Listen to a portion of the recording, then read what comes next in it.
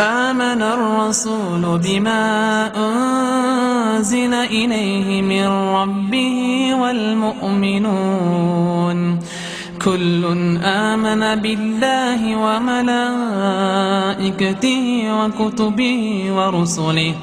لا نفرق بين أحد من رسله وقالوا سمعنا وأطعنا غفرانك ربنا وإليك المصير.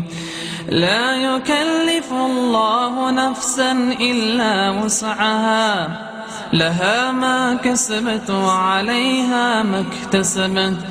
ربنا لا تؤاخذنا إن نسينا أو أخطأنا ربنا ولا تحمل علينا إصرا كما حملته على الذين من